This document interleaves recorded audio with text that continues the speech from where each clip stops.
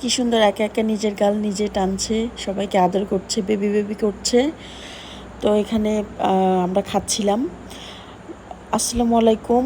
তো আমরা আসছি আজকে বাহিরে, দুপুরে খাওয়া দাওয়া শেষ করে ওশানের বাবা ডাক্তারের সিরিয়াল নিয়ে রাখছে। তো আমার ছোট বেবিকে ডাক্তার দেখাবো, ওর স্কিনে একটু সমস্যা হয়েছিল, এই জন্য আর কি ডাক্তার দেখাবো। তো আমরা সিএনজিতে করে যাচ্ছি। তো এই যে সিএনজিতে বসে আছি, অনেক গরম ছিল আর প্রচণ্ড জ্যামও ছিল। তো এখানে বসে আছি, মানে সিএনজি নড়তেছিল না, এমন একটা অবস্থা। তো বসে বসে আর কি বোর হচ্ছিলাম।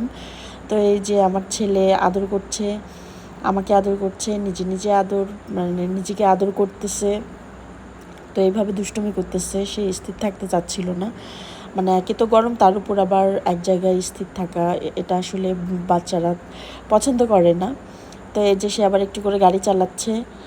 তো আমরা খাওয়া দাওয়া শেষ করে ডাক্তার দেখাতে চলে আসছি। আর আমরা একা একা যাচ্ছি, আমার ভাই আছে বাইকে। তো রাস্তায় অনেক মানে ধুলা, এই জন্য আর কি আমরা একটু কমে বের হই, বের হলেও গাড়িতে বের হই। তো আজকে যেহেতু ওশানের বাবার মানে সময় ছিল না, এই জন্য আমরা একা একাই সিএনজি নিয়ে চলে আসছি। তো এই যে আমরা পৌঁছে গেছি, এখানে আসছি ডাক্তারের এখানে। তো আমরা আস্তে আস্তে আর কি আজান দিয়ে দিচ্ছে, সন্ধ্যার আজান। তো এই জন্য আর কি ডাক্তার নামাজ পড়তে গেছেন। আসার পরে আর কি আমরা দেখাবো ডাক্তার।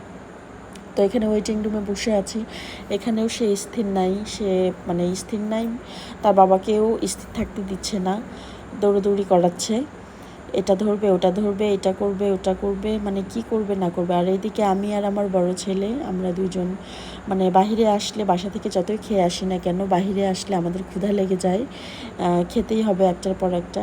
তো আমরা দুজন প্ল্যানিং করছি যে কি কি খাবো আর খাবো না। আর এদিকে আমার ভাই বাহিরে বসেছিল, ওকে আমি এখানে বললাম যে এখানে আয়, ও আসলো। তো এই যে ডাক্তার দেখানোর পরে তারপরে আমরা হালকা পাতলা খাওয়া দাওয়া করে, যেহেতু সন্ধ্যা টাইম, ভারী কিছু খাবো না, হালকা পাতলা খেয়েই বাসায় যাব। ওশানের আবার পরীক্ষা আছে, এই জন্য আর কি পড়াশোনা করতে হবে।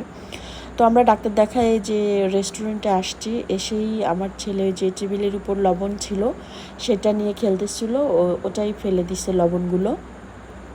আর ওদিকে ওর বাবা পরিষ্কার করতেছিল। আর তারপরেও সে থামতেছে না, লবণ আর দেই নাই। তারপরে ওখানে একটা চামচ ছিল, সেটাই নিয়ে সে খেলতেছিল। আর এদিকে আমাদের খাবার চলে আসছে, লুচি, গরম গরম লুচি, পেঁয়াজি, তারপর ডাল ছিল, তারপর ফুচকা, চটপটি, এগুলো খেয়েছি। তো খাওয়ার পর আমি আমার ছেলেকে জিজ্ঞেস করতেছি যে আরও কিছু খাবে কি না, সে বলতেছে না আর কিছু খাবো না, পেটে জায়গা নেই, চলো এখন বাসায় যাই। তো ভালো লাগতেছিল না, যেহেতু ওর পরীক্ষা আছে, বাসায় গিয়ে পড়াশোনা করতে হবে, এই জন্য আর কি দেরি করি নাই। তো আজকের ভিডিওটা এই পর্যন্ত।